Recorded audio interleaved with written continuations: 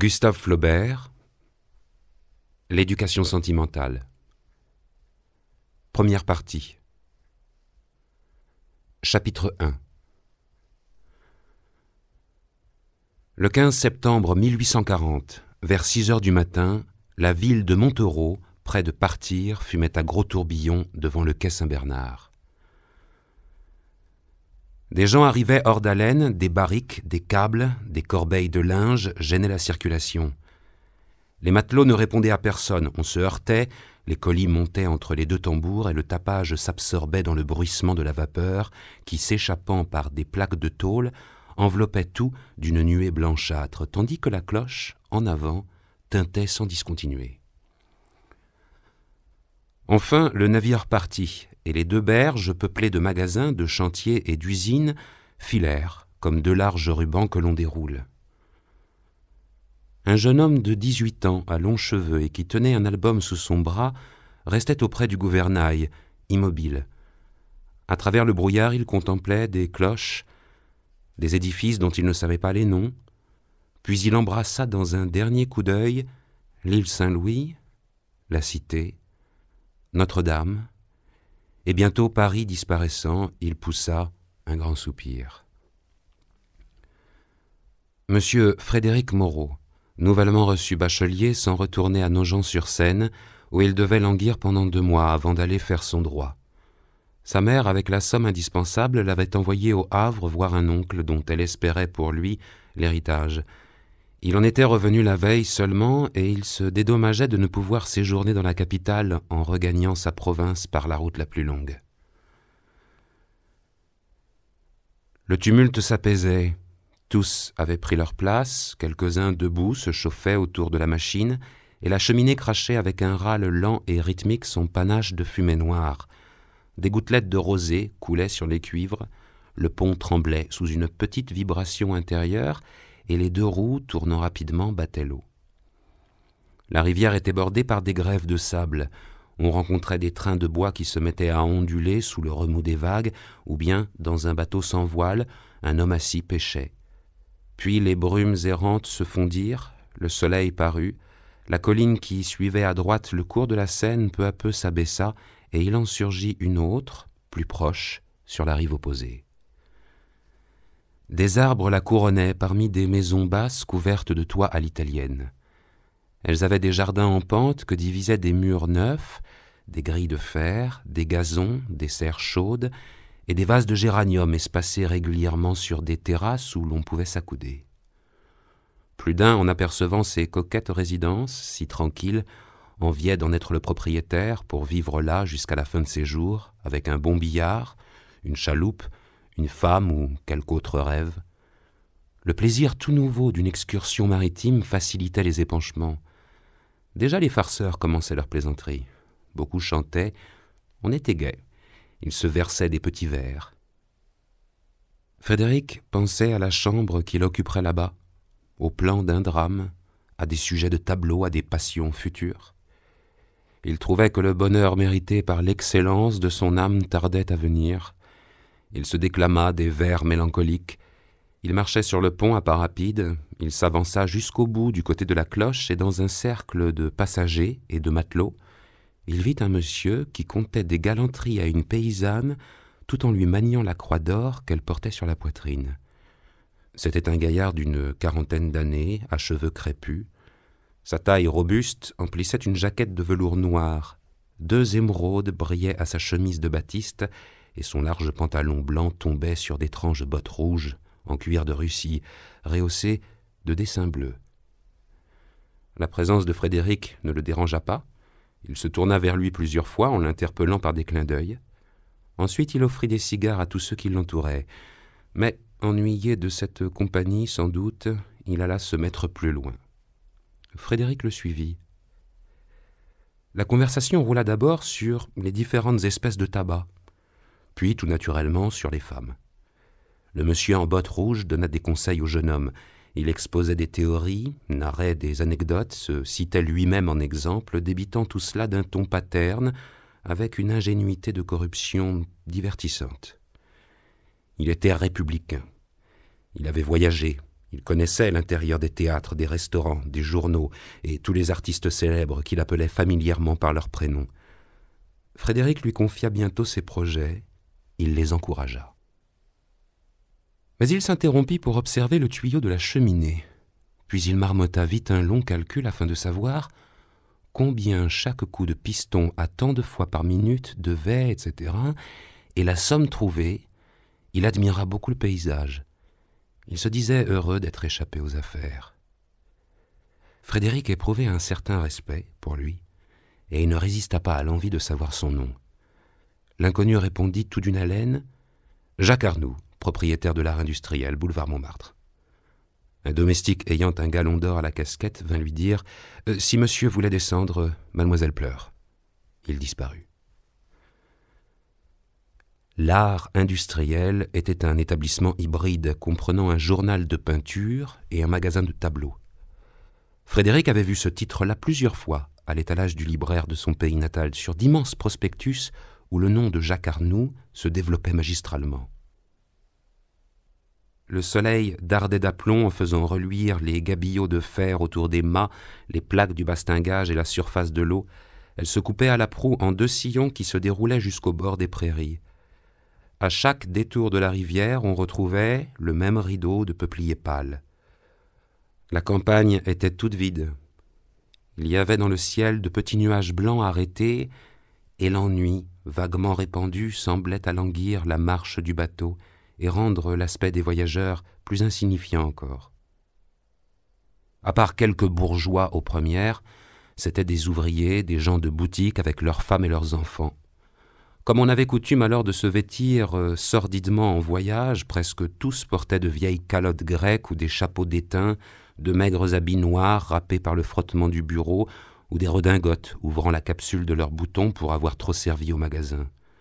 Ça et là, quelques gilets à châle laissaient voir une chemise de calicot maculée de café, des épingles de chrysocale piquaient les cravates en lambeaux. Des sous-pieds cousus retenaient des chaussons de lisière, 2 ou 3 gredins qui tenaient des bambous à ganses de cuir lançaient des regards obliques et des pères de famille ouvraient de gros yeux en faisant des questions. Ils causaient debout ou bien accroupis sur leurs bagages, d'autres dormaient dans des coins, plusieurs mangeaient. Le pont était sali par des éclats de noix, des bouts de cigares, des pelures de poires, des détritus de charcuterie apportés dans du papier.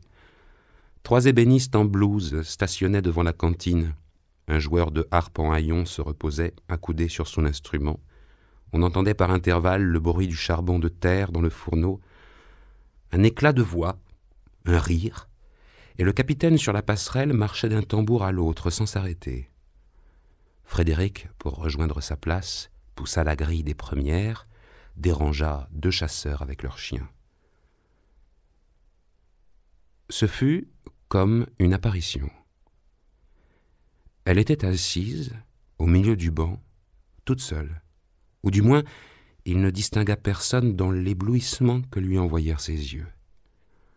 En même temps qu'il passait, elle leva la tête, il fléchit involontairement les épaules, et quand il se fut mis plus loin, du même côté, il la regarda.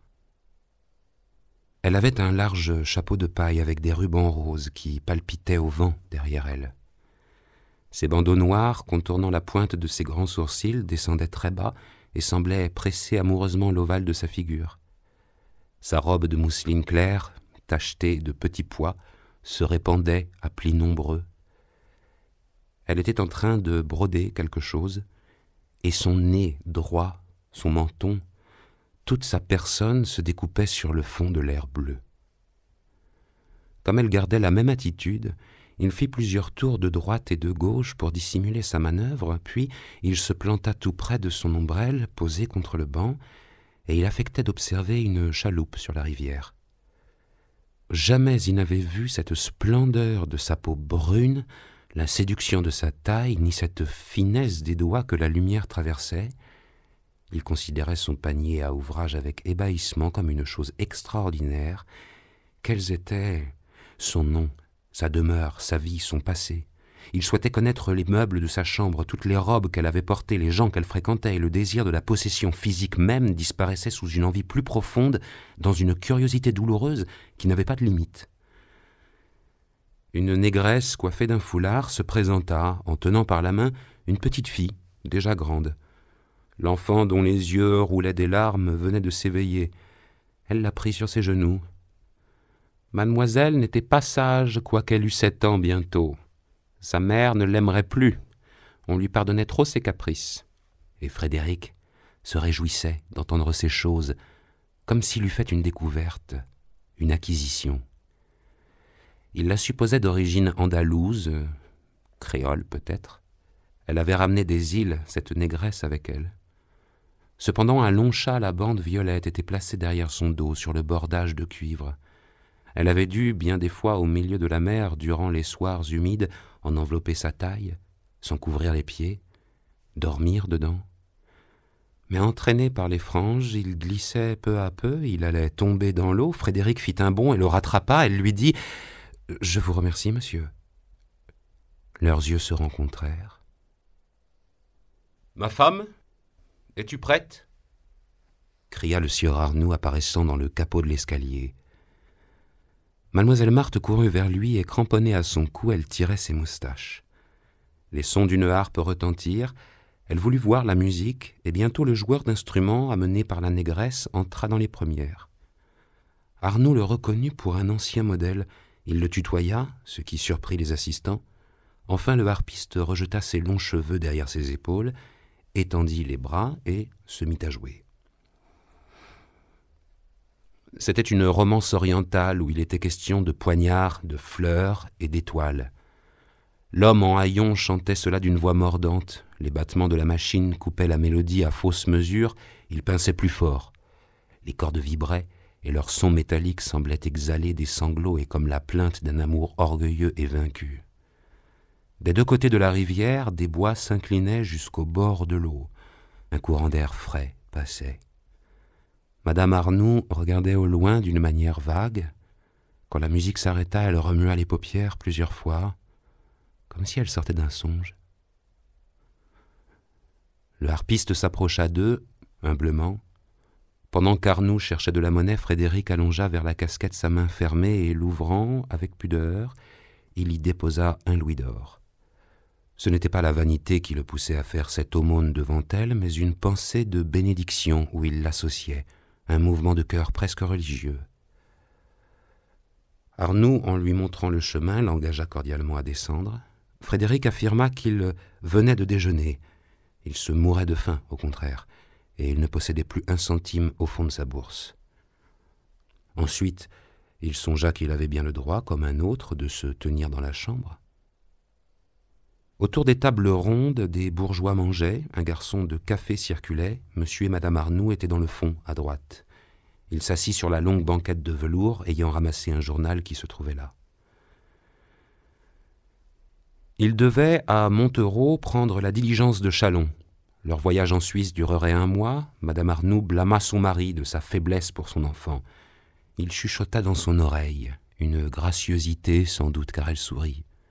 Puis il se dérangea pour fermer derrière son cou le rideau de la fenêtre.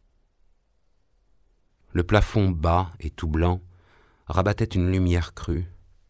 Frédéric, en face, distinguait l'ombre de ses cils. Elle trempait ses lèvres dans son verre, cassait un peu de croûte entre ses doigts. Le médaillon de lapis-lazuli attaché par une chaînette d'or à son poignet, de temps à autre, sonnait contre son assiette. Ceux qui étaient là pourtant n'avaient pas l'air de la remarquer. Quelquefois, par les hublots, on voyait glisser le flanc d'une barque qui accostait le navire pour prendre ou déposer des voyageurs. Les gens attablés se penchaient aux ouvertures et nommaient les pays riverains. Arnoux se plaignait de la cuisine, il se récria considérablement devant l'addition et il la fit réduire. Puis il emmena le jeune homme à l'avant du bateau pour boire des grogues.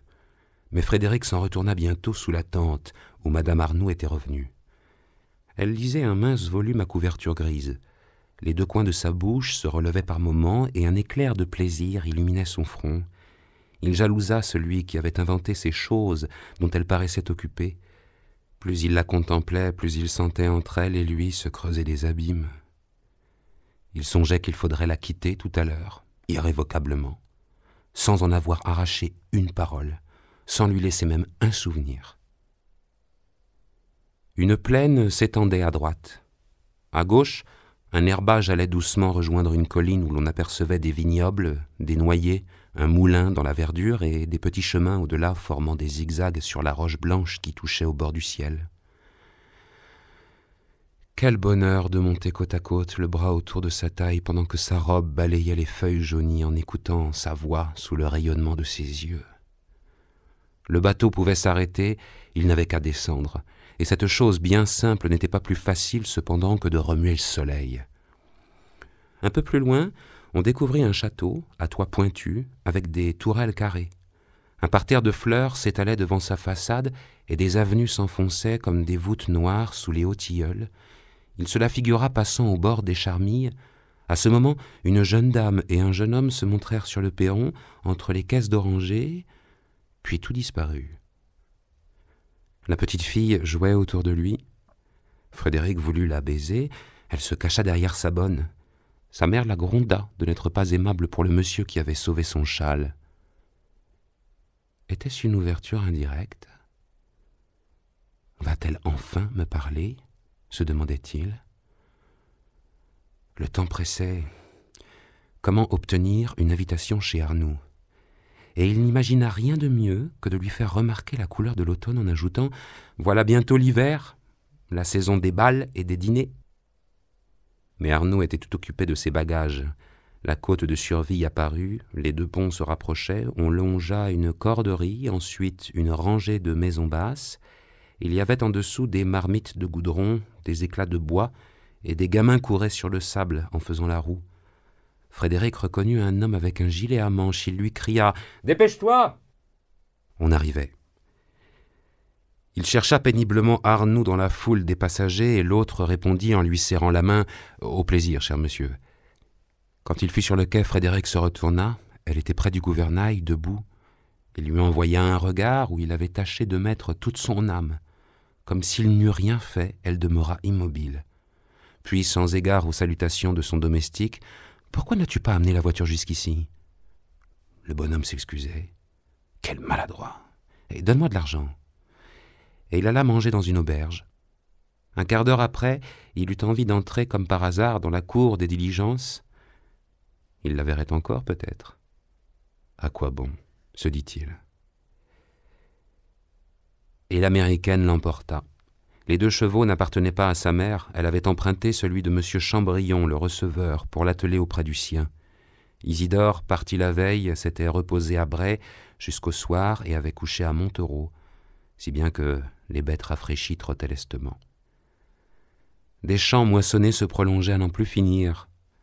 2 lignes d'arbres bordaient la route, les tas de cailloux se succédaient, et peu à peu, Villeneuve-Saint-Georges, Ablon, Chantilly, Corbeil et les autres pays, tout son voyage lui revint à la mémoire d'une façon si nette qu'il distinguait maintenant des détails nouveaux, des particularités plus intimes. Sous le dernier volant de sa robe, son pied passait dans une mince bottine en soie de couleur marron. La tête de coutille formait un large dais sur sa tête et les petits glands rouges de la bordure tremblaient à la brise perpétuellement. Elle ressemblait aux femmes des livres romantiques. Il n'aurait voulu rien ajouter, rien retrancher à sa personne. L'univers venait tout à coup de s'élargir. Elle était le point lumineux où l'ensemble des choses convergeait, et bercé par le mouvement de la voiture, les paupières à demi closes, le regard dans les nuages, il s'abandonnait à une joie rêveuse et infinie. À Bray, il n'attendit pas qu'on eût donné l'avoine. Il alla devant sur la route, tout seul. Arnoul l'avait appelé « Marie !» Il cria très fort « Marie !» Sa voix se perdit dans l'air. Une large couleur de pourpre enflammait le ciel à l'Occident. De grosses meules de blé qui se levaient au milieu des chaumes projetaient des ombres géantes. Un chien se mit à aboyer dans une ferme au loin. Il frissonna, pris d'une inquiétude sans cause. Quand Isidore l'eut rejoint, il se plaça sur le siège pour conduire. Sa défaillance était passée. Il était bien résolu à s'introduire n'importe comment chez les Arnoux et à se lier avec eux. Leur maison devait être amusante. Arnoux lui plaisait d'ailleurs. Puis qui sait. Alors un flot de sang lui monta au visage. Ses tempes bourdonnaient. Il fit claquer son fouet, secoua les rênes, et il menait les chevaux tel train que le vieux cocher répétait « Doucement, mais doucement, vous les rendrez poussifs !» Peu à peu, Frédéric se calma et il écouta parler son domestique. On attendait monsieur avec une grande impatience. Mademoiselle Louise avait pleuré pour partir dans la voiture. « Qu'est-ce donc, mademoiselle Louise ?»« La petite à monsieur Rauque, vous savez. »« Ah, j'oubliais, » répliqua Frédéric négligemment. Cependant, les deux chevaux n'en pouvaient plus, ils boitaient l'un et l'autre, et 9 heures sonnaient à Saint-Laurent lorsqu'il arriva sur la place d'Armes, devant la maison de sa mère. Cette maison spacieuse, avec un jardin donnant sur la campagne, ajoutait à la considération de madame Moreau, qui était la personne du pays la plus respectée. Elle sortait d'une vieille famille de gentilshommes éteinte maintenant. Son mari, un plébéien que ses parents lui avaient fait épouser, était mort d'un coup d'épée pendant sa grossesse, en lui laissant une fortune compromise.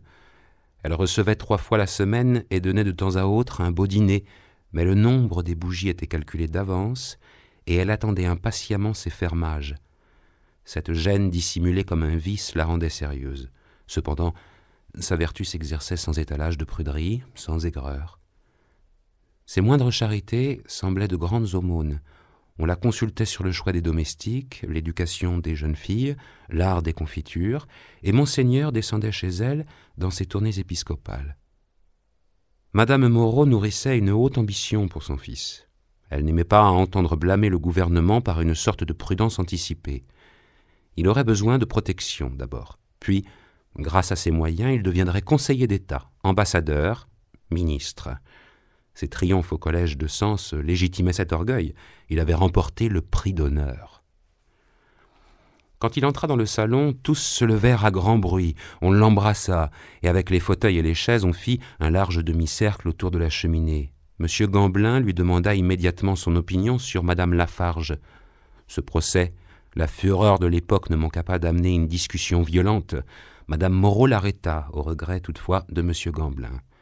Il la jugeait utile pour le jeune homme, en sa qualité de futur jurisconsulte, et il sortit du salon, piqué. Rien ne devait surprendre dans un ami du père Rauque. À propos du père Rauque, on parla de M. d'Ambreuse qui venait d'acquérir le domaine de la Fortelle. Mais le percepteur avait entraîné Frédéric à l'écart pour savoir ce qu'il pensait du dernier ouvrage de M. Guizot. Tous désiraient connaître ses affaires, et Madame Benoît s'y prit adroitement en s'informant de son oncle. Comment allait ce bon parent? Il ne donnait plus de ses nouvelles. N'avait-il pas un arrière-cousin en Amérique? La cuisinière annonça que le potage de monsieur était servi. On se retira par discrétion, puis, dès qu'ils furent seuls dans la salle, sa mère lui dit à voix basse « Eh bien ?» Le vieillard l'avait reçu très cordialement, mais sans montrer ses intentions. Madame Moreau soupira. « Où est-elle à présent ?» songeait-il. La diligence roulait et enveloppée dans le châle, sans doute, elle appuyait contre le drap du coupé sa belle tête endormie. Ils montaient dans leur chambre quand un garçon du signe de la croix apporta un billet. « Qu'est-ce donc ? C'est Deslauriers qui a besoin de moi, dit-il. »« Ah, ton camarade !» fit Madame Moreau avec un ricanement de mépris. « L'heure est bien choisie, vraiment. » Frédéric hésitait, mais l'amitié fut plus forte. Il prit son chapeau. « Au moins ne sois pas longtemps, » lui dit sa mère.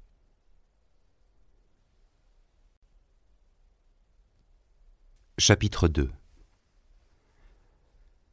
Le père de Charles Deslauriers, ancien capitaine de ligne, démissionnaire en 1818, était revenu se marier à Nogent et, avec l'argent de la dot, avait acheté une charge d'huissier, suffisant à peine pour le faire vivre. Aigri par de longues injustices, souffrant de ses vieilles blessures et toujours regrettant l'empereur, il dégorgeait sur son entourage les colères qui l'étouffaient. Peu d'enfants furent plus battus que son fils. Le gamin ne cédait pas, malgré les coups. Sa mère, quand elle tâchait de s'interposer, était rudoyée comme lui. Enfin, le capitaine le plaça dans son étude, et tout le long du jour, il le tenait courbé sur son pupitre à copier des actes, ce qui lui rendit l'épaule droite visiblement plus forte que l'autre. En 1833, d'après l'invitation de Monsieur le Président, le capitaine vendit son étude. Sa femme mourut d'un cancer. Il alla vivre à Dijon. Ensuite, il s'établit marchand d'hommes à Troyes et ayant obtenu pour Charles une demi-bourse, le mit au collège de Sens, où Frédéric le reconnut. Mais l'un avait 12 ans, l'autre 15. D'ailleurs, 1000 différences de caractère et d'origine les séparaient. Frédéric possédait dans sa commode toutes sortes de provisions, des choses recherchées, un nécessaire de toilette par exemple. Il aimait à dormir tard le matin, à regarder les hirondelles, à lire des pièces de théâtre, et regrettant les douceurs de la maison, il trouvait rude la vie de collège. Elle semblait bonne au fils de l'huissier. Il travaillait si bien qu'au bout de la seconde année, il passa dans la classe de 3e. Cependant, à cause de sa pauvreté ou de son humeur querelleuse, une sourde malveillance l'entourait. Mais un domestique, une fois, l'ayant appelé enfant de gueux, en pleine cour des moyens, il lui sauta à la gorge et l'aurait tué sans 3 maîtres d'études qui intervinrent. Frédéric, emporté d'admiration, le serra dans ses bras. À partir de ce jour, l'intimité fut complète. L'affection d'un grand, sans doute, flatta la vanité du petit, et l'autre accepta comme un bonheur ce dévouement qui s'offrait. Son père, pendant les vacances, le laissait au collège. Une traduction de Platon ouverte par hasard l'enthousiasma. Alors, il s'éprit d'études métaphysiques, et ses progrès furent rapides, car il les abordait avec des forces jeunes et dans l'orgueil d'une intelligence qui s'affranchit. Geoffroy, Cousin, Laromiguière, Malebranche, les Écossais, tout ce que la bibliothèque contenait y passa. Il avait eu besoin d'en voler la clé pour se procurer des livres. Les distractions de Frédéric étaient moins sérieuses. Il dessina dans la rue des Trois-Rois la généalogie du Christ sculptée sur un poteau, puis le portail de la cathédrale. Après les drames Moyen-Âge, il entama les mémoires, Froissart, Comines, Pierre de l'Étoile, Brantôme. Les images que ces lectures amenaient à son esprit l'obsédaient si fort qu'il éprouvait le besoin de les reproduire. Il ambitionnait d'être un jour le Walter Scott de la France. Deslauriers méditait un vaste système de philosophie qui aurait les applications les plus lointaines. Il causait de tout cela pendant les récréations dans la cour en face de l'inscription morale peinte sous l'horloge. Ils en chuchotaient dans la chapelle à la barbe de Saint-Louis. Ils en rêvaient dans le dortoir d'où l'on domine un cimetière. Les jours de promenade, ils se rangeaient derrière les autres et ils parlaient interminablement. Ils parlaient de ce qu'ils feraient plus tard, quand ils seraient sortis du collège. D'abord, ils entreprendraient un grand voyage avec l'argent que Frédéric prélèverait sur sa fortune à sa majorité. Puis ils reviendraient à Paris, ils travailleraient ensemble, ne se quitteraient pas, et comme délassement de leurs travaux, ils auraient des amours de princesses dans des boudoirs de satin ou de fulgurantes orgies avec des courtisanes illustres. Des doutes succédaient à leurs emportements d'espoir. Après des crises de gaieté verbeuse, ils tombaient dans des silences profonds. Les soirs d'été, quand ils avaient marché longtemps par les chemins pierreux au bord des vignes ou sur la grande route en pleine campagne et que les blés ondulaient au soleil tandis que des senteurs d'angélique passaient dans l'air, une sorte d'étouffement les prenait et ils s'étendaient sur le dos, étourdis, enivrés. Les autres, en manches de chemise, jouaient au bar ou faisaient partir des cerfs-volants. Le pion les appelait, on s'en revenait en suivant les jardins que traversaient de petits ruisseaux, puis les boulevards ombragés par les vieux murs. Les rues désertes sonnaient sous leurs pas, la grille s'ouvrait, on remontait l'escalier, et ils étaient tristes comme après de grandes débauches. Monsieur le censeur prétendait qu'ils s'exaltaient mutuellement. Cependant, si Frédéric travailla dans les hautes classes, ce fut par les exhortations de son ami, et aux vacances de 1837, il l'emmena chez sa mère. Le jeune homme déplut à Madame Moreau. Il mangea extraordinairement, il refusa d'assister le dimanche aux offices, il tenait des discours républicains, enfin, elle crut savoir qu'il avait conduit son fils dans des lieux déshonnêtes. On surveilla leurs relations, ils ne s'en aimèrent que davantage, et les adieux furent pénibles quand Deslauriers, l'année suivante, partit du collège pour étudier le droit à Paris. Frédéric comptait bien l'y rejoindre. Ils ne s'étaient pas vus depuis 2 ans, et leurs embrassades étaient finies. Ils allèrent sur les ponts afin de causer plus à l'aise. Le capitaine, qui tenait maintenant un billard à Villenox, s'était fâché rouge lorsque son fils avait réclamé ses comptes de tutelle, et même lui avait coupé les vivres, tout net. Mais comme il voulait concourir plus tard pour une chaire de professeur à l'école et qu'il n'avait pas d'argent, Deslauriers acceptait à Troyes une place de maître clerc chez un avoué. À force de privation, il économiserait 4 000 francs. Et s'il ne devait rien toucher de la succession maternelle, il aurait toujours de quoi travailler librement pendant 3 années, en attendant une position. Il fallait donc abandonner leur vieux projet de vivre ensemble dans la capitale, pour le présent du moins. Frédéric baissa la tête, c'était le premier de ses rêves qui s'écroulait. « Console-toi, dit le fils du capitaine. La vie est longue, nous sommes jeunes, je te rejoindrai. Et n'y pense plus. » Il le secouait par les mains et pour le distraire, lui fit des questions sur son voyage. Frédéric n'eut pas grand-chose à narrer. Mais au souvenir de Madame Arnoux, son chagrin s'évanouit. Il ne parla pas d'elle, retenu par une pudeur. Il s'étendit en revanche sur Arnoux, rapportant ses discours, ses manières, ses relations, et Deslauriers l'engagea fortement à cultiver cette connaissance. Frédéric, dans ces derniers temps, n'avait rien écrit. Ses opinions littéraires étaient changées. Il estimait par-dessus tout la passion. Werther, René, Franck, Lara, Lélia et d'autres, plus médiocres, l'enthousiasmaient presque également. Quelquefois la musique lui semblait seule capable d'exprimer ses troubles intérieurs. Alors, il rêvait des symphonies, ou bien la surface des choses l'appréhendait et il voulait peindre. Il avait composé des vers, pourtant. Deslauriers les trouva fort beaux, mais sans demander une autre pièce.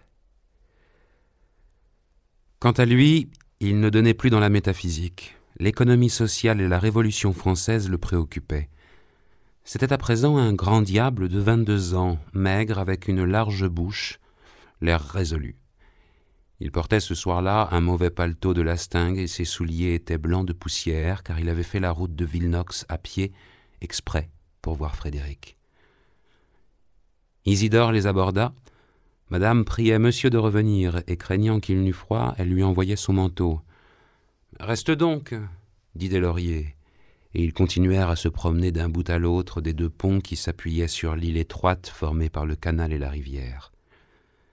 Quand ils allaient du côté de Nogent, ils avaient en face un pâté de maisons s'inclinant peu à peu. À droite, l'église apparaissait derrière les moulins de bois dont les vannes étaient fermées, et à gauche, les haies d'arbustes le long de la rivière terminaient des jardins que l'on distinguait à peine. Mais du côté de Paris, la grande route descendait en ligne droite, et des prairies se perdaient au loin dans les vapeurs de la nuit. Elle était silencieuse et d'une clarté blanchâtre. Des odeurs de feuillage humide montaient jusqu'à eux. La chute de la prise d'eau, 100 pas plus loin, murmurait avec ce gros bruit doux que font les ondes dans les ténèbres. Deslauriers s'arrêta et il dit « Ces bonnes gens qui dorment tranquilles, c'est drôle. Patience, un nouveau 89 se prépare. On est las des constitutions, de chartes, de subtilités, de mensonges. Ah, si j'avais un journal ou une tribune, comme je vous secouerais tout cela. Mais pour entreprendre n'importe quoi, il faut de l'argent. Quelle malédiction que d'être le fils d'un cabaretier et de perdre sa jeunesse à la quête de son pain. » Il baissa la tête, se mordit les lèvres, et il grelottait sous son vêtement mince. Frédéric lui jeta la moitié de son manteau sur les épaules. Ils s'en enveloppèrent tous deux, et se tenant par la taille, ils marchaient dessous, côte à côte. « Mais comment veux-tu que je vive là-bas sans toi ?» disait Frédéric. L'amertume de son ami avait ramené sa tristesse. « J'aurais fait quelque chose avec une femme qui m'eût aimé. Pourquoi ris-tu ? L'amour est la pâture et comme l'atmosphère du génie. Les émotions extraordinaires produisent les œuvres sublimes. Quant à chercher celle qu'il me faudrait, j'y renonce. D'ailleurs, si jamais je la trouve, elle me repoussera. Je suis de la race des déshérités et je m'éteindrai avec un trésor qui était de strass ou de diamants, je n'en sais rien. » L'ombre de quelqu'un s'allongea sur les pavés, en même temps qu'ils entendirent ces mots. « Serviteur, messieurs. » Celui qui les prononçait était un petit homme, habillé d'une ample redingote brune et coiffé d'une casquette laissant paraître sous la visière un nez pointu. « Monsieur Rauque » dit Frédéric. Lui-même, reprit la voix. Le Nogentais justifia sa présence en contant qu'il revenait d'inspecter ses pièges à loups dans son jardin au bord de l'eau. « Et vous voilà de retour dans nos pays ? Très bien. J'ai appris cela par ma fillette. La santé est toujours bonne, j'espère. Vous ne partez pas encore. » Et il s'en alla, rebuté sans doute par l'accueil de Frédéric. Madame Moreau, en effet, ne le fréquentait pas. Le père Rauque vivait en concubinage avec sa bonne, et on le considérait fort peu, bien qu'il fût le croupier d'élection, le régisseur de M. d'Ambreuse. « Le banquier qui demeure rue d'Anjou ?» reprit Deslauriers. « Sais-tu ce que tu devrais faire, mon brave ?» Isidore les interrompit encore une fois. Il avait ordre de ramener Frédéric définitivement. Madame s'inquiétait de son absence. « Bien, bien, on y va, » dit Deslauriers. « Il ne découchera pas. » Et le domestique étant parti, « Et tu devrais prier ce vieux de t'introduire chez les d'Ambreuse.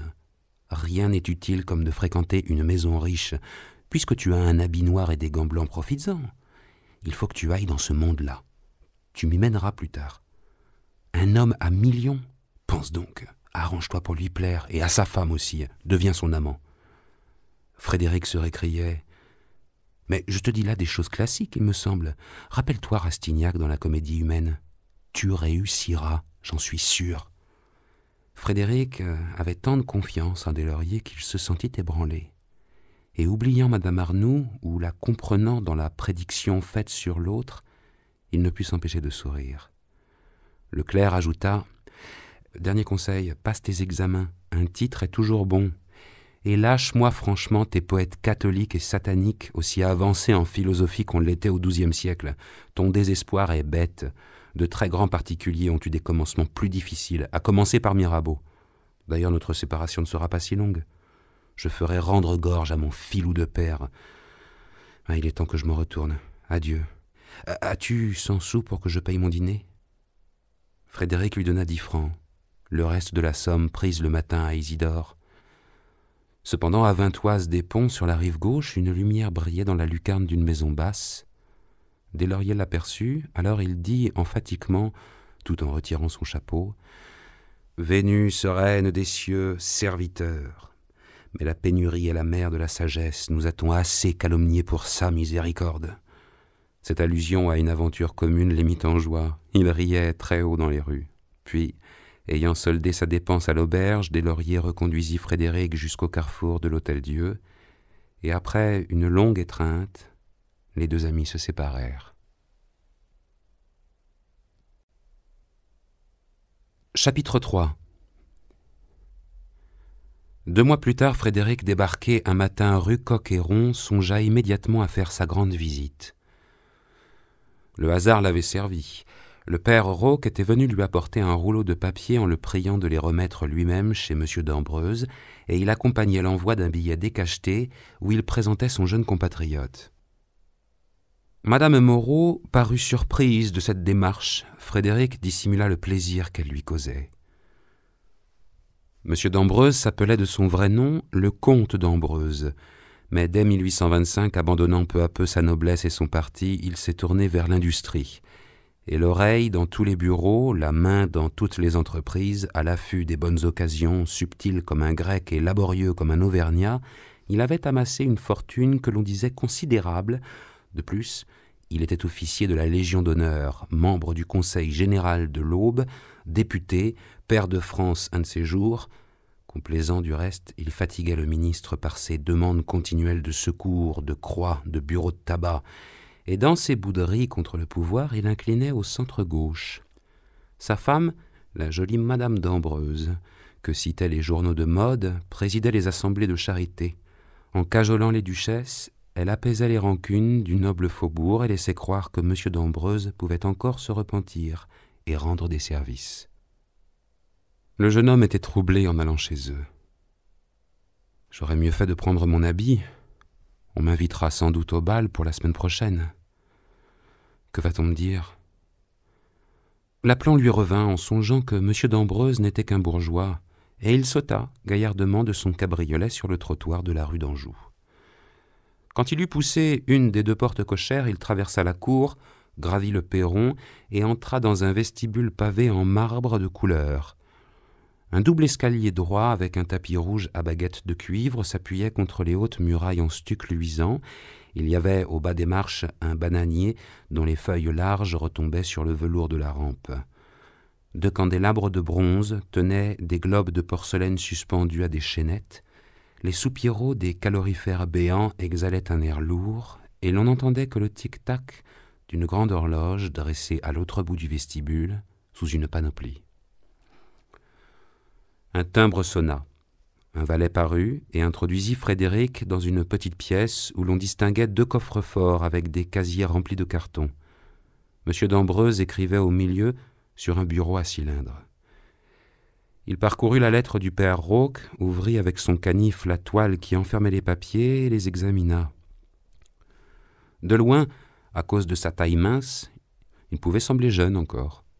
Mais ses rares cheveux blancs, ses membres débiles et surtout la pâleur extraordinaire de son visage accusaient un tempérament délabré. Une énergie impitoyable reposait dans ses yeux glauques, plus froids que des yeux de verre. Il avait les pommettes saillantes et des mains en articulation noueuse. Enfin, s'étant levé, il adressa au jeune homme quelques questions sur des personnes de leur connaissance, sur nos gens, sur ses études, puis il le congédia en s'inclinant. Frédéric sortit par un autre corridor et se trouva dans le bas de la cour, auprès des remises. Un coupé bleu, attelé d'un cheval noir, stationnait devant le perron. La portière s'ouvrit, une dame y monta et la voiture, avec un bruit sourd, se mit à rouler sur le sable. Frédéric, en même temps qu'elle, arriva de l'autre côté sous la porte cochère. L'espace n'étant pas assez large, il fut contraint d'attendre. La jeune femme, penchée en dehors du vasistas, parlait tout bas au concierge. Il n'apercevait que son dos, couvert d'une mante violette. Cependant, il plongeait dans l'intérieur de la voiture tendue de rêpes bleues avec des passementeries et des effilés de soie. Les vêtements de la dame l'emplissaient. Il s'échappait de cette petite boîte capitonnée un parfum d'iris et comme une vague senteur d'élégance féminine. Le cocher lâcha les rênes, le cheval frôla la borne brusquement, et tout disparut.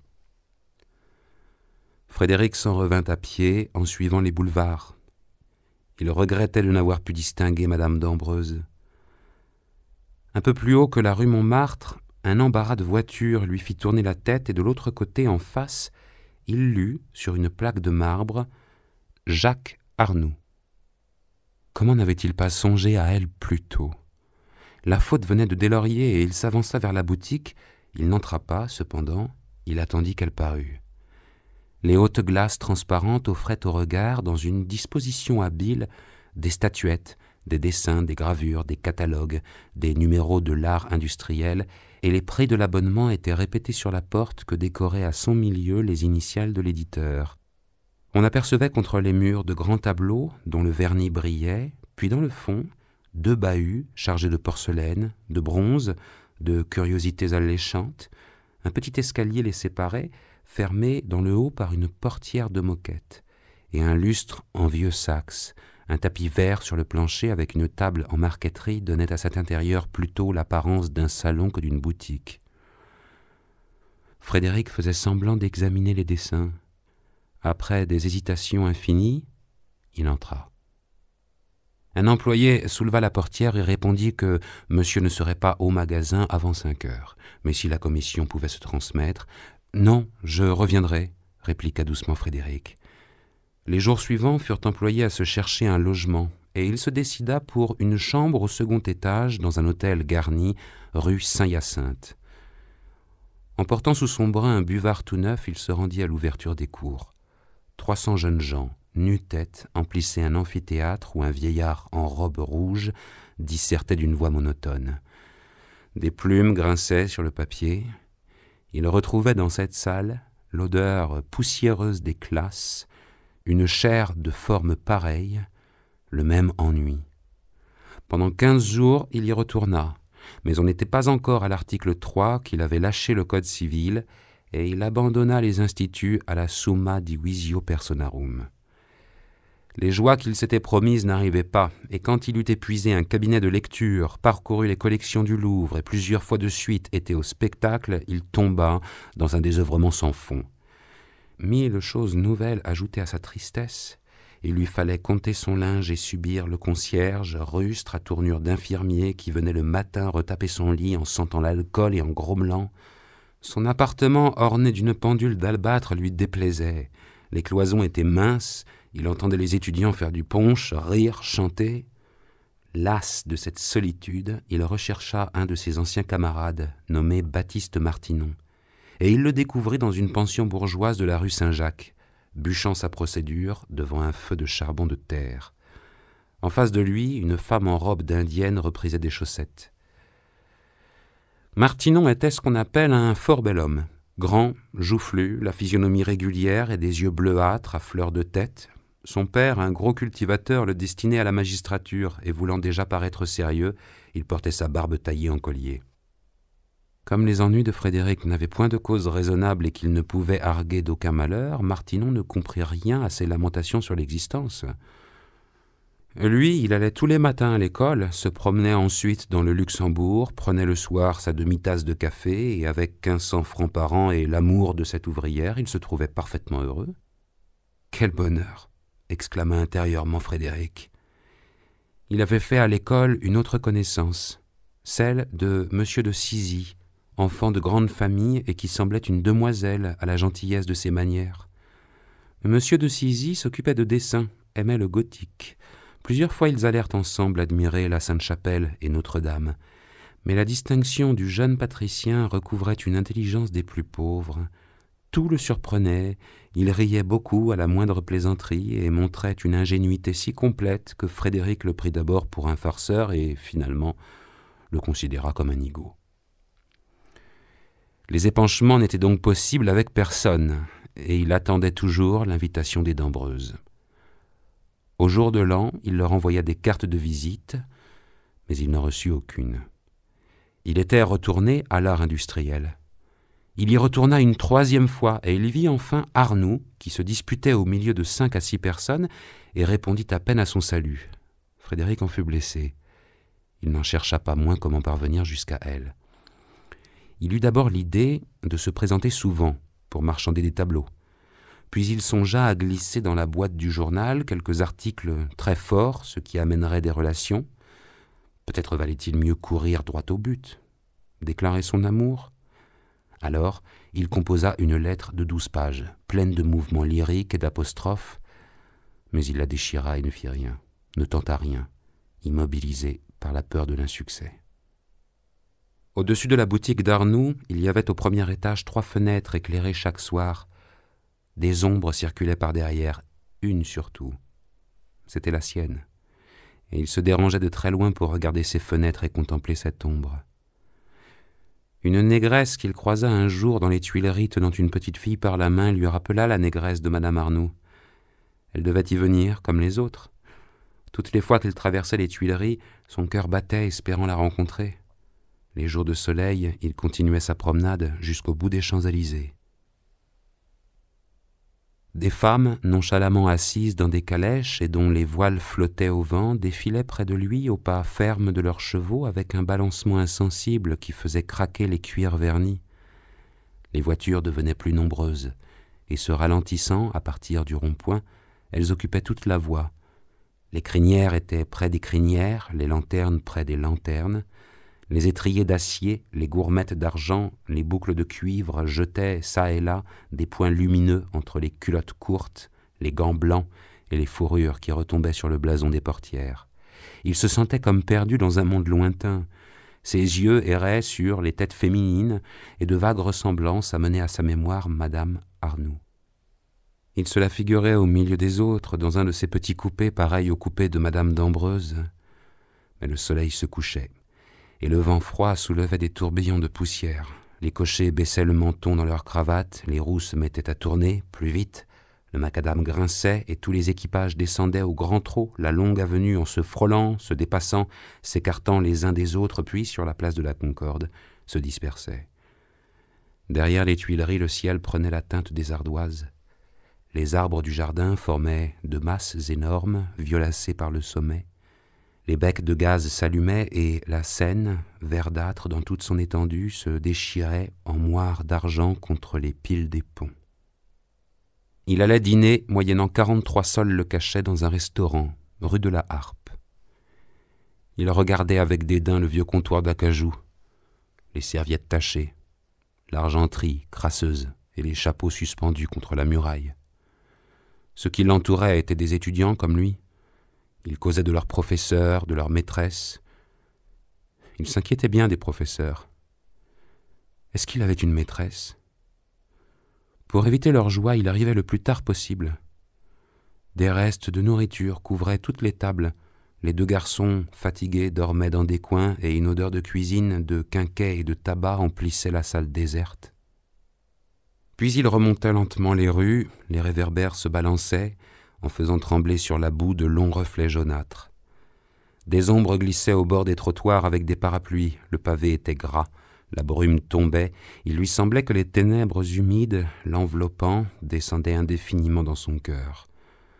Un remords le prit. Il retourna au cours. Mais comme il ne connaissait rien aux matières élucidées, des choses très simples l'embarrassèrent. Il se mit à écrire un roman intitulé « Silvio, le fils du pêcheur ».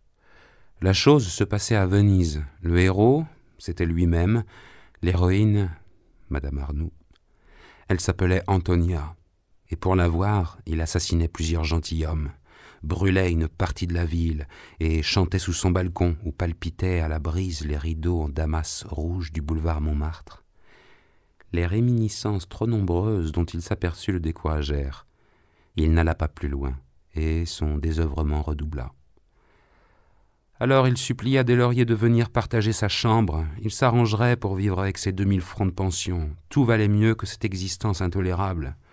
Deslauriers ne pouvait encore quitter Troyes. Il l'engageait à se distraire et à fréquenter Sénécal. Sénécal était un répétiteur de mathématiques, homme de forte tête et de convictions républicaines. Un futur Saint-Just, disait Leclerc. Frédéric avait monté 3 fois ses 5 étages sans en recevoir aucune visite. Il n'y retourna plus. Il voulut s'amuser. Il se rendit au bal de l'opéra. Ces gaietés tumultueuses le glaçaient dès la porte. D'ailleurs, il était retenu par la crainte d'un affront pécuniaire, s'imaginant qu'un souper avec un domino entraîné à des frais considérables était aucune grosse aventure. Il lui semblait cependant qu'on devait l'aimer. Quelquefois, il se réveillait le cœur plein d'espérance, s'habillait soigneusement comme pour un rendez-vous et il faisait dans Paris des courses interminables. À chaque femme qui marchait devant lui ou qui s'avançait à sa rencontre, il se disait « La voilà ». C'était chaque fois une déception nouvelle. L'idée de Madame Arnoux fortifiait ses convoitises. Il la trouverait peut-être sur son chemin, et il imaginait, pour l'aborder, des complications du hasard, des périls extraordinaires dont il la sauverait. Ainsi, les jours s'écoulaient dans la répétition des mêmes ennuis et des habitudes contractées. Il feuilletait des brochures sous les arcades de l'Odéon, allait lire la revue des 2 Mondes au café, entrait dans une salle du Collège de France, écoutait pendant 1 heure une leçon de chinois ou d'économie politique. Toutes les semaines, il écrivait longuement à Deslauriers, dînait de temps en temps avec Martinon, voyait quelquefois M. de Sizy. Il loua un piano et composa des valses allemandes. Un soir, au théâtre du Palais-Royal, il aperçut dans une loge d'avant-scène Arnoux près d'une femme. Était-ce elle ? L'écran de taffetas vert tiré au bord de la loge masquait son visage. Enfin, la toile se leva, l'écran s'abattit. C'était une longue personne de 30 ans environ, fanée et dont les grosses lèvres découvraient, en riant, des dents splendides. Elle causait familièrement avec Arnoux et lui donnait des coups d'éventail sur les doigts. Puis, une jeune fille blonde, les paupières un peu rouges, comme si elle venait de pleurer, s'assit entre eux. Arnoux resta dès lors à demi penché sur son épaule, en lui tenant des discours qu'elle écoutait sans répondre. Frédéric s'ingéniait à découvrir la condition de ces femmes, modestement habillées de robes sombres, à col plat rabattu. À la fin du spectacle, il se précipita dans les couloirs. La foule les remplissait. Arnoux, devant lui, descendait l'escalier marche à marche, donnant le bras aux 2 femmes. Tout à coup, un bec de gaz l'éclaira. Il avait un crêpe à son chapeau. Elle était morte, peut-être. Cette idée tourmenta Frédéric si fortement qu'il courut le lendemain à l'art industriel et, payant vite une des gravures étalées devant la montre, il demanda au garçon de boutique comment se portait M. Arnoux.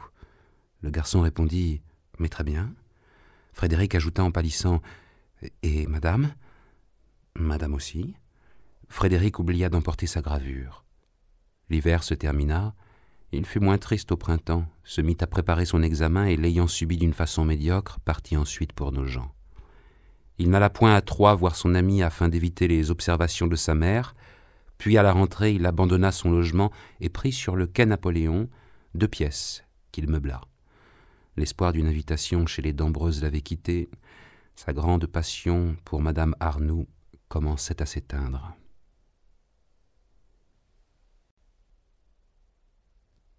Chapitre 4. Un matin du mois de décembre, en se rendant au cours de procédure, il crut remarquer dans la rue Saint-Jacques plus d'animation qu'à l'ordinaire.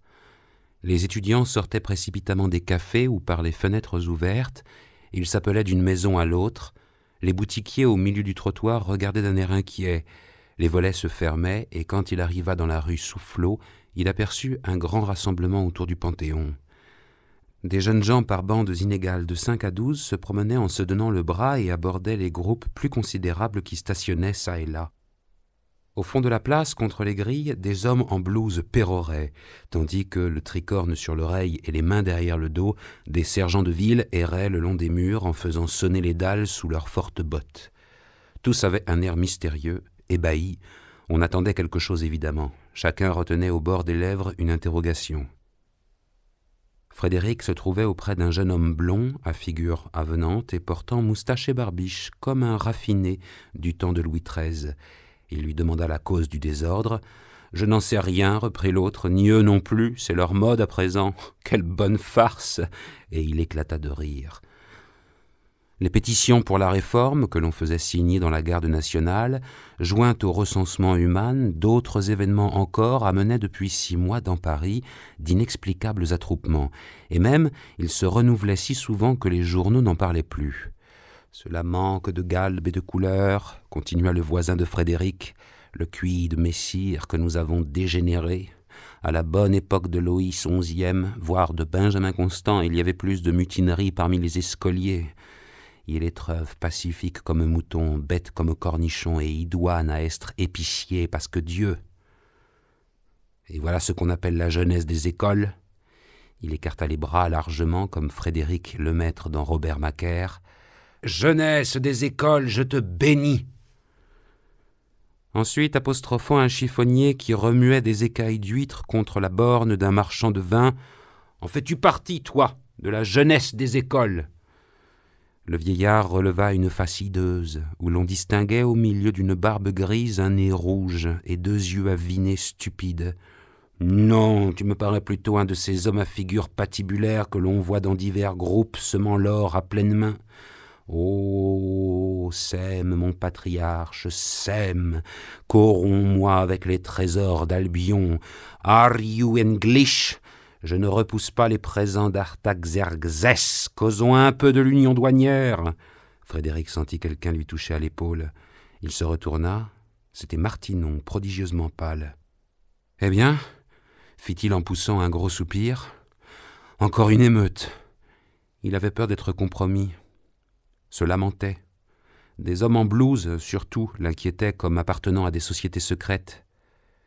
« Est-ce qu'il y a des sociétés secrètes ?» dit le jeune homme à moustache. « C'est une vieille blague du gouvernement pour épouvanter les bourgeois. » Martinon l'engagea à parler plus bas, dans la crainte de la police. « Vous croyez encore à la police, vous ? Au fait, que savez-vous, monsieur, si je ne suis pas moi-même un mouchard ?» Et il le regarda d'une telle manière que Martinon, fort ému, ne comprit point d'abord la plaisanterie. La foule les poussait, et ils avaient été forcés tous les 3 de se mettre sur le petit escalier conduisant par un couloir dans le nouvel amphithéâtre. Bientôt la multitude se fendit d'elle-même. Plusieurs têtes se découvrirent. On saluait l'illustre professeur Samuel Rondelot, qui, enveloppé de sa grosse redingote, levant en l'air ses lunettes d'argent et soufflant de son asthme, s'avançait à pas tranquilles pour faire son cours. Cet homme était une des gloires judiciaires du XIXe siècle, le rival des Acarié, des Rudolph. Sa dignité nouvelle de pair de France n'avait modifié en rien ses allures, on le savait pauvre, et un grand respect l'entourait. Cependant, du fond de la place, quelques-uns crièrent « À bas Guizot! À bas Pritchard! À bas les vendus! À bas Louis-Philippe !» La foule oscilla, et se pressant contre la porte de la cour qui était fermée, elle empêchait le professeur d'aller plus loin. Il s'arrêta devant l'escalier. On l'aperçut bientôt sur la dernière des 3 marches. Il parla. Un bourdonnement couvrit sa voix. Bien qu'on l'aimât tout à l'heure, on le haïssait maintenant, car il représentait l'autorité. Chaque fois qu'il essayait de se faire entendre, les cris recommençaient. Il fit un grand geste pour engager les étudiants à le suivre. Une vocifération universelle lui répondit. Il haussa les épaules dédaigneusement et s'enfonça dans le couloir. Martineau avait profité de sa place pour disparaître en même temps. « Quel lâche !» dit Frédéric. « Il est prudent, » reprit l'autre. La foule éclata en applaudissements. Cette retraite du professeur devenait une victoire pour elle. À toutes les fenêtres, des curieux regardaient. Quelques-uns entonnaient la Marseillaise, d'autres proposaient d'aller chez Béranger. « Chez Laffitte, chez Chateaubriand, chez Voltaire !» hurla le jeune homme à moustache blonde. Les sergents de ville tâchaient de circuler en disant le plus doucement qu'ils pouvaient « Partez, messieurs, partez, retirez-vous !» Quelqu'un cria « À bas les assommeurs !» C'était une injure usuelle depuis les troubles du mois de septembre. Tous la répétèrent. On huait, on sifflait les gardiens de l'ordre public. Ils commençaient à pâlir. Un d'eux n'y résista plus, et avisant un petit jeune homme qui s'approchait de trop près en lui riant au nez, il le repoussa si rudement qu'il le fit tomber 5 pas plus loin, sur le dos, devant la boutique du marchand de vin. Tous s'écartèrent, mais presque aussitôt il roula lui-même, terrassé par une sorte d'Hercule dont la chevelure, telle qu'un paquet d'étoupes, débordait sous une casquette en toile cirée. Arrêté depuis quelques minutes au coin de la rue Saint-Jacques, il avait lâché bien vite un large carton qu'il portait pour bondir vers le sergent de ville et, le tenant renversé sous lui, il labourait sa face à grands coups de poing. Les autres sergents accoururent. Le terrible garçon était si fort qu'il en fallut 4 au moins pour le dompter. 2 le secouaient par le collet, 2 autres le tiraient par les bras, un 5e lui donnait avec le genou des bourrades dans les reins, et tous l'appelaient brigand, assassin, émeutier. La poitrine nue et les vêtements en lambeaux, il protestait de son innocence. Il n'avait pu, de sang-froid, voir battre un enfant.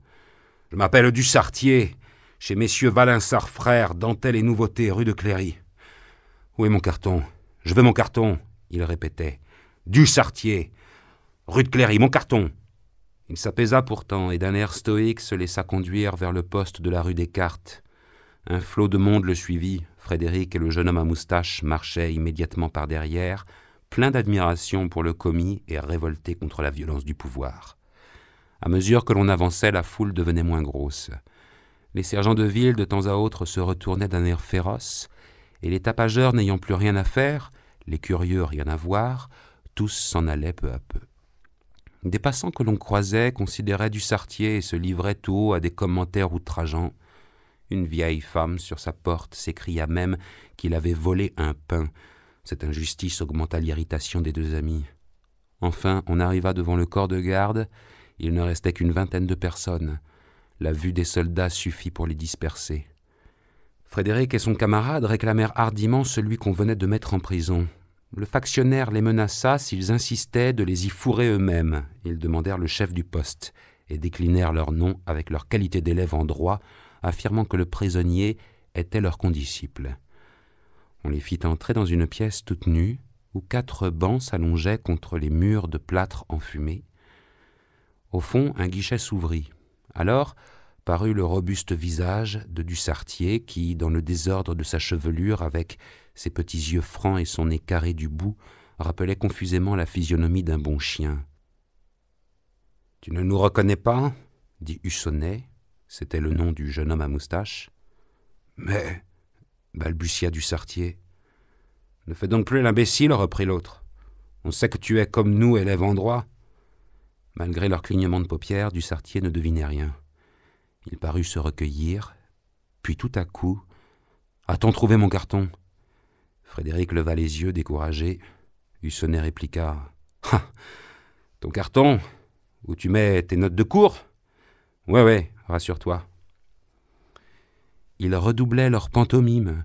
Dussartier comprit enfin qu'ils venaient pour le servir, et il se tut, craignant de les compromettre. D'ailleurs, il éprouvait une sorte de honte en se voyant haussé au rang social d'étudiant et le pareil de ces jeunes hommes qui avaient des mains si blanches. « Veux-tu faire dire quelque chose à quelqu'un ?» demanda Frédéric. « Non, merci, à personne. »« Mais ta famille ?» Il baissa la tête sans répondre. Le pauvre garçon était bâtard. Les deux amis restaient étonnés de son silence. « As-tu de quoi fumer ?» reprit Frédéric. Il se palpa, puis retira du fond de sa poche les débris d'une pipe. Une belle pipe en écume de mer avec un tuyau en bois noir, un couvercle d'argent et un bout d'ambre. Depuis 3 ans, il travaillait à en faire un chef-d'œuvre. Il avait eu soin d'en tenir le fourneau constamment serré dans une gaine de chamois, de la fumer le plus lentement possible, sans jamais la poser sur du marbre, et chaque soir, de la suspendre au chevet de son lit. À présent, il en secouait les morceaux dans sa main dont les ongles saignaient, et le menton sur la poitrine, les prunelles fixes, béants, il contemplait ces ruines de sa joie avec un regard d'une ineffable tristesse. « Si nous lui donnions des cigares, hein ?» dit tout bas Hussonnet, en faisant le geste d'en atteindre. Frédéric avait déjà posé au bord du guichet un porte-cigare rempli. « Prends donc. »« Adieu, bon courage !» Dussartier se jeta sur les 2 mains qui s'avançaient. Il les serrait frénétiquement, la voix entrecoupée par des sanglots. « Comment ? À moi ? À moi ?» Les 2 amis se dérobèrent à sa reconnaissance, sortirent et allèrent déjeuner ensemble au café Tabouret devant le Luxembourg. Tout en séparant le beefsteak, Hussonnet apprit à son compagnon qu'il travaillait dans des journaux de mode et fabriquait des réclames pour l'art industriel. « Chez Jacques Arnoux, » dit Frédéric. « Vous le connaissez ? » ?»« Oui, non, c'est-à-dire je l'ai vu, je l'ai rencontré. » Il demanda négligemment à Hussonnet s'il voyait quelquefois sa femme. « De temps à autre, » reprit le bohème. Frédéric n'osa poursuivre ses questions. Cet homme venait de prendre une place démesurée dans sa vie. Il paya la note du déjeuner sans qu'il y eût de la part de l'autre aucune protestation. La sympathie était mutuelle. Ils échangèrent leurs adresses et Hussonnet l'invita cordialement à l'accompagner jusqu'à la rue de Fleurus. Ils étaient au milieu du jardin quand l'employé d'Arnoux, retenant son haleine, contourna son visage dans une grimace abominable et se mit à faire le coq. Alors tous les coqs qu'il y avait aux environs lui répondirent par des cocoricots prolongés. « C'est un signal, » dit Hussonnet. Ils s'arrêtèrent près du théâtre Bobino, devant une maison, où l'on pénétrait par une allée. Dans la lucarne d'un grenier, entre des capucines et des pois de senteur, une jeune femme se montra, nu-tête, en corset, et appuyant ses 2 bras contre le bord de la gouttière. « Bonjour mon ange !»« Bonjour Bibiche !» fit Hussonnet en lui envoyant des baisers. Il ouvrit la barrière d'un coup de pied et disparut. Frédéric l'attendit toute la semaine. Il n'osait aller chez lui pour n'avoir point l'air impatient de se faire rendre à déjeuner, mais il le chercha par tout le quartier latin.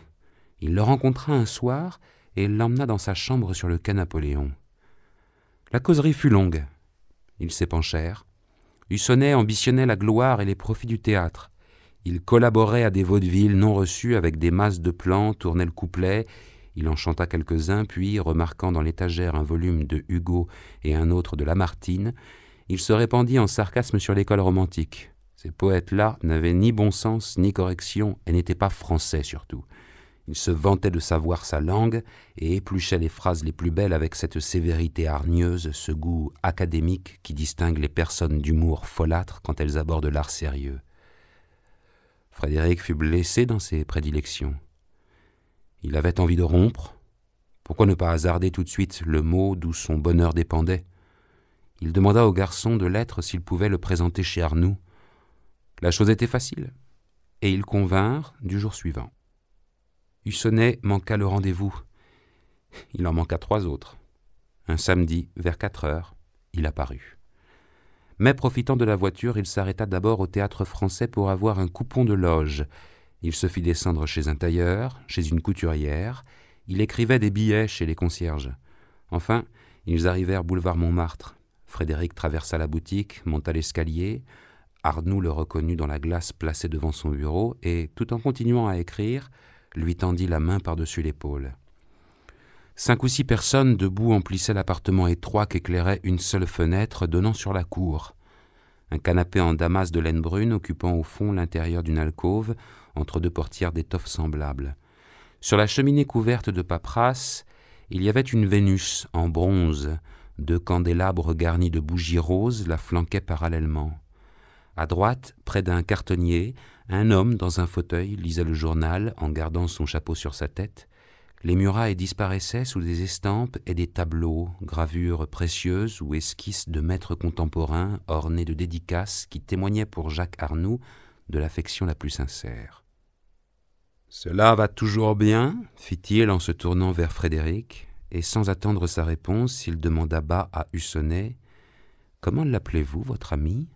Puis, tout haut, « Prenez donc un cigare sur le cartonnier, dans la boîte. » L'art industriel posé au point central de Paris était un lieu de rendez-vous commode, un terrain neutre où les rivalités se coudoyaient familièrement. On y voyait ce jour-là Anténor Brève, le portraitiste des rois, Jules Burieux qui commençait à populariser par ses dessins les guerres d'Algérie, le caricaturiste Sombaz, le sculpteur Vourda, d'autres encore, et aucun ne répondait aux préjugés de l'étudiant. Leur manière était simple, leurs propos libres. Le mystique Lovarias débita un conte obscène et l'inventeur du paysage oriental, le fameux Dittmer, portait une camisole de tricot sous son gilet et il prit l'omnibus pour s'en retourner. Il fut d'abord question d'une nommée Apollonie, un ancien modèle que Burieux prétendait avoir reconnu sur le boulevard, dans une Daumont. Hussonnet expliqua cette métamorphose par la série de ses entreteneurs. « Comme ce gaillard-là connaît les filles de Paris, dit Arnoux. « Après vous, s'il en reste, sire, répliqua le bohème avec un salut militaire pour imiter le grenadier offrant sa gourde à Napoléon. Puis on discuta quelques toiles, où la tête d'Apollonie avait servi. Les confrères absents furent critiqués, on s'étonnait du prix de leurs œuvres et tous se plaignaient de ne point gagner suffisamment, lorsqu'entra un homme de taille moyenne, l'habit fermé par un seul bouton, les yeux vifs, l'air un peu fou. « Quel tas de bourgeois vous êtes ?» dit-il. « Qu'est-ce que cela fait, miséricorde? Les vieux qui confectionnaient des chefs-d'œuvre ne s'inquiétaient pas du million. Corrège, Murillo. »« Ajoutez Pèlerin !» dit Sombaz. Mais, sans relever l'épigramme, il continua de discourir avec tant de véhémence qu'Arnoux fut contraint de lui répéter 2 fois « Ma femme a besoin de vous jeudi, n'oubliez pas !» Cette parole ramena la pensée de Frédéric sur madame Arnoux. Sans doute, on pénétrait chez elle par le cabinet près du divan. Arnoux, pour prendre un mouchoir, venait de l'ouvrir. Frédéric avait aperçu dans le fond un lavabo. Mais une sorte de grommellement sortit du coin de la cheminée. C'était le personnage qui lisait son journal dans le fauteuil. Il avait 5 pieds 9 pouces, les paupières un peu tombantes, la chevelure grise, l'air majestueux, et s'appelait Regimbard. « Qu'est-ce donc, citoyen ?» dit Arnoux. « Encore une nouvelle canaillerie du gouvernement. » Il s'agissait de la destitution d'un maître d'école. Pèlerin reprit son parallèle entre Michel-Ange et Shakespeare. Dittmer s'en allait. Arnoux le rattrapa pour lui mettre dans la main 2 billets de banque. Alors Hussonnet, croyant le moment favorable, « Vous ne pourriez pas m'avancer, mon cher patron ?» Mais Arnoux s'était rassis et gourmandait à un vieillard d'aspect sordide en lunettes bleues. « Hein, vous êtes joli, père Isaac. Voilà 3 œuvres décriées, perdues. Tout le monde se fiche de moi. On les connaît maintenant. Que voulez-vous que j'en fasse? Il faudra que je les envoie en Californie. Oh diable, taisez-vous !» La spécialité de ce bonhomme consistait à mettre au bas de ses tableaux des signatures de maîtres anciens. Arnoux refusait de le payer. Il le congédia brutalement. Puis, changeant de manière, il salua un monsieur décoré, gourmet, avec favoris et cravate blanche. Le coude sur l'espagnolette de la fenêtre, il lui parla pendant longtemps d'un air mielleux. Enfin, il éclata. « Eh, je ne suis pas embarrassé d'avoir des courtiers, monsieur le comte. » Le gentilhomme s'était résigné. Arnoux lui solda 25 louis, et dès qu'il fut dehors, sont-ils assommants, ces grands seigneurs? Oh, tous des misérables, murmura Regimbard. À mesure que l'heure avançait, les occupations d'Arnoux redoublaient. Il classait des articles, décachetait des lettres, alignait des comptes. Au bruit du marteau dans le magasin, sortait pour surveiller les emballages, puis reprenait sa besogne, et tout en faisant courir sa plume de fer sur le papier, il ripostait aux plaisanteries. Il devait dîner le soir chez son avocat et partait le lendemain pour la Belgique. Les autres causaient des choses du jour, le portrait de Cherubini, l'hémicycle des Beaux-Arts, l'exposition prochaine. Pellerin déblatérait contre l'Institut, les cancans, les discussions s'entrecroisaient. L'appartement bas de plafond était si rempli qu'on ne pouvait remuer, et la lumière des bougies roses passait dans la fumée des cigares comme des rayons de soleil dans la brume.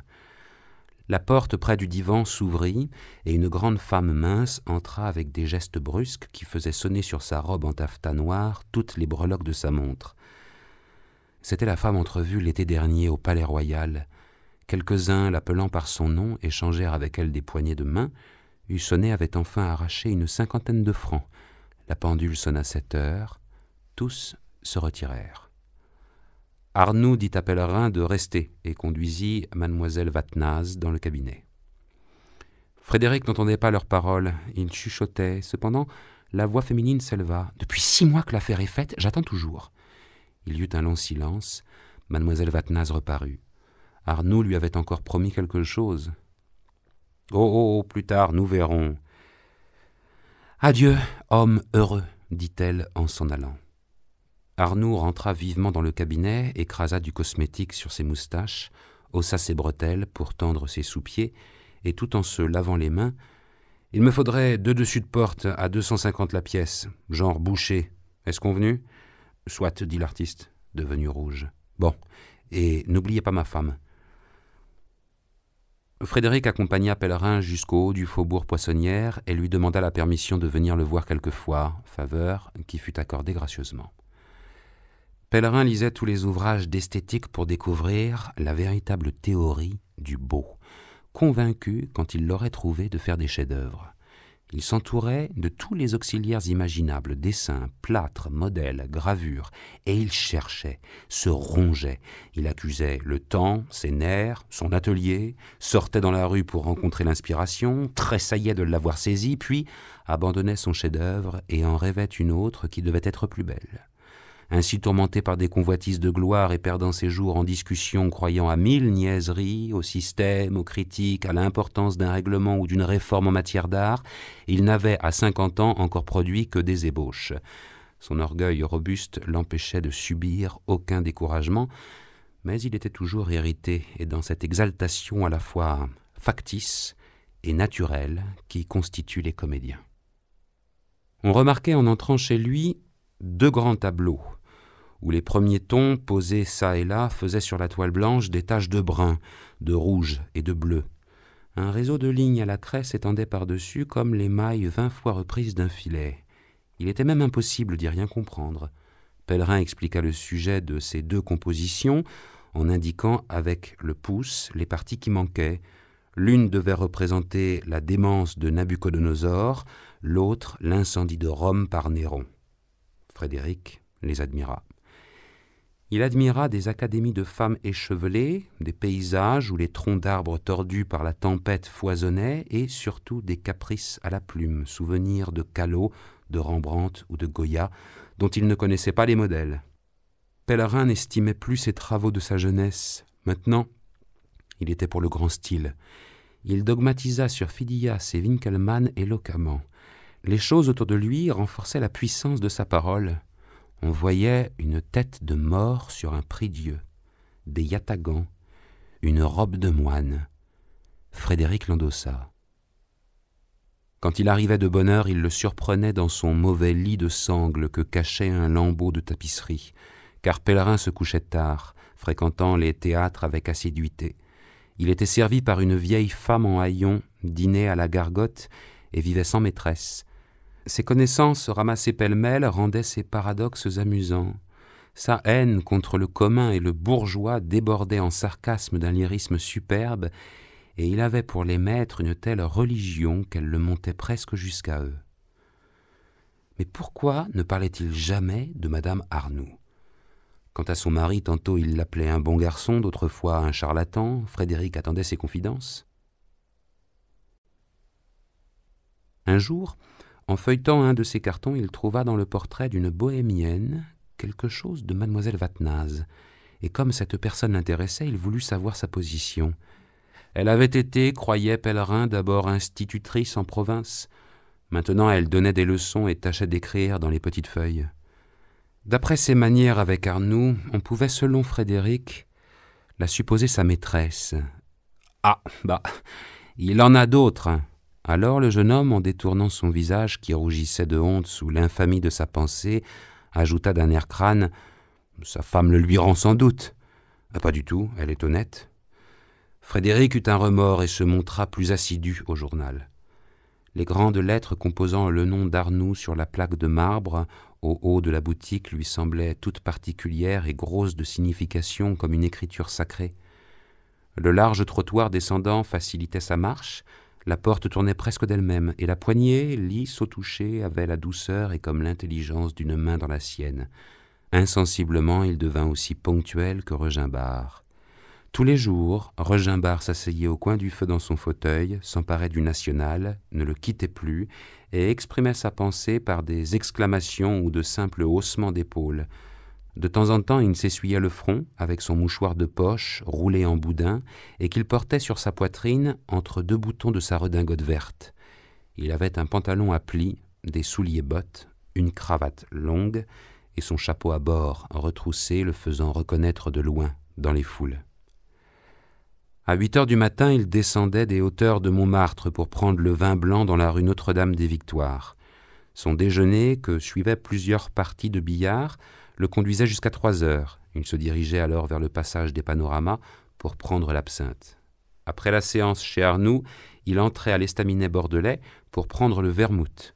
Puis, au lieu de rejoindre sa femme, souvent il préférait dîner seul, dans un petit café de la place Gaillon, où il voulait qu'on lui servît des plats de ménage, des choses naturelles. Enfin, il se transportait dans un autre billard, et y restait jusqu'à minuit, jusqu'à 1 heure du matin, jusqu'au moment où, le gaz éteint et les volets fermés, le maître de l'établissement, exténué, le suppliait de sortir. Et ce n'était pas l'amour des boissons qui attirait dans ces endroits le citoyen Regimbar, mais l'habitude ancienne d'y causer politique. Avec l'âge, sa verve était tombée, il n'avait plus qu'une morosité silencieuse, on aurait dit, à voir le sérieux de son visage, qu'il roulait le monde dans sa tête. Rien n'en sortait, et personne, même de ses amis, ne lui connaissait d'occupation, bien qu'il se donnât pour tenir un cabinet d'affaires. Arnoux paraissait l'estimer infiniment, et il dit un jour à Frédéric « Celui-là en sait long, allez, c'est un homme fort ». Une autre fois, Regimbar étala sur son pupitre des papiers concernant des mines de kaolin en Bretagne. Arnoux s'en rapportait à son expérience. Frédéric se montra plus cérémonieux pour Regimbar, jusqu'à lui offrir l'absinthe de temps à autre. Et quoique le jugeât stupide souvent, il demeurait dans sa compagnie pendant une grande heure, uniquement parce que c'était l'ami de Jacques Arnoux. Après avoir poussé dans leur début des maîtres contemporains, le marchand de tableaux, homme de progrès, avait tâché, tout en conservant des allures artistiques, d'étendre ses profils pécuniaires. Il recherchait l'émancipation des arts, le sublime à bon marché.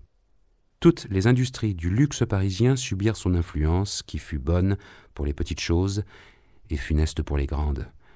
Avec sa rage de flatter l'opinion, il détourna de leur voix les artistes habiles, corrompit les forts, épuisa les faibles et illustra les médiocres.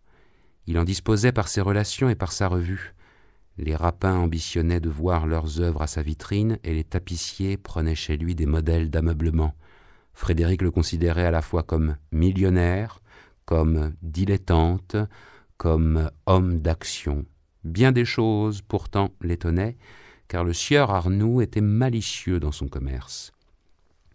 Il recevait du fonds de l'Allemagne ou de l'Italie une toile achetée à Paris 1500 francs et exhibant une facture qu'il apportait à 4000, la revendait 3500 par complaisance. Un de ces tours ordinaires avec les peintres était d'exiger comme pot de vin une réduction de leurs tableaux sous prétexte d'en publier la gravure. Ils vendaient toujours la réduction et jamais la gravure ne paraissait. À ceux qui se plaignaient d'être exploités, ils répondaient par une tape sur le ventre. Excellent d'ailleurs, il prodiguait les cigares, tutoyait les inconnus, s'enthousiasmait pour une œuvre ou pour un homme, et s'obstinant alors, ne regardant à rien, multipliait les courses, les correspondances, les réclames. Il se croyait fort honnête, et dans son besoin d'expansion racontait naïvement ses indélicatesses. Une fois, pour vexer un confrère qui inaugurait un autre journal de peinture par un grand festin, il pria Frédéric d'écrire sous ses yeux, un peu avant l'heure du rendez-vous, des billets où l'on désinvitait les convives. Cela n'attaque pas l'honneur, vous comprenez ? Et le jeune homme n'osa lui refuser ce service. Le lendemain, en entrant avec Hussonnet dans son bureau, Frédéric vit par la porte, celle qui s'ouvrait sur l'escalier, le bas d'une robe disparaître. « Mille excuses, dit Hussonnet, si j'avais cru qu'il y eût des femmes. »« Oh, pour celle-là, c'est la mienne, reprit Arnould. Elle montait me faire une petite visite en passant. »« Comment ?» dit Frédéric. « Ben oui, elle s'en retourne chez elle, à la maison. » Le charme des choses ambiantes se retira tout à coup. Ce qu'il y sentait confusément épandu venait de s'évanouir, ou plutôt n'y avait jamais été. Il éprouvait une surprise infinie et comme la douleur d'une trahison. Arnould, en fouillant dans son tiroir, souriait. Se moquait-il de lui ? Le commis déposa sur la table une liasse de papier humide. « Ah, les affiches !» s'écria le marchand. « Je ne suis pas prêt de dîner ce soir. » Regimbard prenait son chapeau. « Comment, vous me quittez ?»« 7 heures, dit Regimbard. Frédéric le suivit. Au coin de la rue Montmartre, il se retourna, il regarda les fenêtres du premier étage, et il rit intérieurement de pitié sur lui-même en se rappelant avec quel amour il les avait si souvent contemplées. Où donc vivait-elle ? Comment la rencontrer maintenant ? La solitude se rouvrait autour de son désir plus immense que jamais. « Venez-vous la prendre, dit Regimbard. »« Prendre qui ? L'absinthe ?»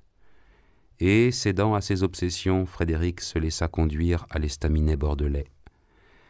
Tandis que son compagnon, posé sur le coude, considérait la carafe, il jetait les yeux de droite et de gauche. Mais il aperçut le profil de Pellerin sur le trottoir. Il cogna vivement contre le carreau, et le peintre n'était pas assis que Regimbard lui demanda pourquoi on ne le voyait plus à l'art industriel. « Que je crève si j'y retourne, c'est une brute, un bourgeois, un misérable, un drôle. » Ces injures flattaient la colère de Frédéric. Il en était blessé cependant, car il lui semblait qu'elles atteignaient un peu madame Arnould. « Qu'est-ce donc qu'il vous a fait ?» dit Regimbard. Pellerin battit le sol avec son pied et souffla fortement au lieu de répondre. Il se livrait à des travaux clandestins, tels que portraits aux 2 crayons ou pastiches de grands maîtres pour les amateurs peu éclairés, et comme ces travaux l'humiliaient, il préférait se taire généralement. Mais la crasse d'Arnould l'exaspérait trop. Il se soulagea. D'après une commande dont Frédéric avait été le témoin, il lui avait apporté 2 tableaux. Le marchand alors s'était permis des critiques. Il avait blâmé la composition, la couleur et le dessin surtout. Bref, à aucun prix n'en avait voulu. Mais forcé par l'échéance d'un billet, Pellerin les avait cédés au juif Isaac. Et 15 jours plus tard, Arnould lui-même les vendait à un Espagnol pour 2000 francs. Pas un sou de moins, quelle gredinerie! Et il en fait bien d'autres, parbleu. Nous le verrons un de ces matins en cour d'assises. Comme vous exagérez, dit Frédéric d'une voix timide. Allons bon, j'exagère, s'écria l'artiste en donnant sur la table un grand coup de poing. Cette violence rendit au jeune homme tout son aplomb. Sans doute on pouvait se conduire plus gentiment, cependant si Arnould trouvait ces 2 toiles mauvaises, mais lâchez le mot. Les connaissez-vous? Est-ce votre métier? Or, vous savez, mon petit, moi je n'admets pas cela, les amateurs. Eh, ce ne sont pas mes affaires, dit Frédéric. Quel intérêt avez-vous donc à le défendre? Reprit froidement Pellerin. Le jeune homme balbutia. Mais parce que je suis son ami. Embrassez-le de ma part. Bonsoir. Et le peintre sortit furieux, sans parler bien entendu de sa consommation. Frédéric s'était convaincu lui-même en défendant Arnould. Dans l'échauffement de son éloquence, Il fut pris de tendresse pour cet homme intelligent et bon que ses amis calomniaient et qui maintenant travaillait tout seul, abandonné. Il ne résista pas au singulier besoin de le revoir immédiatement. 10 minutes après, il poussait la porte du magasin. Arnoux élaborait avec son commis des affiches monstres pour une exposition de tableaux. « Tiens, qui vous ramène ?» Cette question bien simple embarrassa Frédéric, et ne sachant que répondre, il demanda si l'on n'avait point trouvé par hasard son calepin, un petit calepin en cuir bleu. « Celui où vous mettez vos lettres de femme ?» dit Arnoux. Frédéric, en rougissant comme une vierge, se défendit d'une telle supposition. « Vos poésies, alors ?» répliqua le marchand. Il maniait les spécimens étalés, en discutait la forme, la couleur, la bordure, et Frédéric se sentait de plus en plus irrité par son air de méditation, et surtout par ses mains qui se promenaient sur les affiches, de grosses mains, un peu molles, à ongles plats. Enfin, Arnoux se leva, et en disant « C'est fait », il lui passa la main sous le menton, familièrement. Cette privauté déplut à Frédéric. Il se recula, puis il franchit le seuil du bureau pour la dernière fois de son existence, croyait-il. Madame Arnoux elle-même se trouvait comme diminuée par la vulgarité de son mari. Il reçut dans la même semaine une lettre où Deslauriers annonçait qu'il arriverait à Paris. Jeudi prochain. Alors il se rejeta violemment sur cette affection plus solide et plus haute. Un pareil homme valait toutes les femmes. Il n'aurait plus besoin de Regimbar, de Pèlerin, du Sonnet, de personne. Afin de mieux loger son ami, il acheta une couchette de fer, un second fauteuil, dédoubla sa literie, et le jeudi matin, il s'habillait pour aller au-devant de Deslauriers quand un coup de sonnette retentit à sa porte. Arnoux entra. « Un mot seulement. Hier, on m'a envoyé de Genève une belle truite. Nous comptons sur vous, tantôt, à 7 heures, juste. C'est rue de Choiseul, 24 bis. N'oubliez pas. » Frédéric fut obligé de s'asseoir. Ses genoux chancelaient, il se répétait. Pour continuer à écouter ce livre audio gratuitement, clique sur le lien dans la description de la vidéo. Tu pourras choisir le livre Harry Potter que tu veux et l'écouter sans frais grâce à l'essai gratuit de 30 jours d'Audible.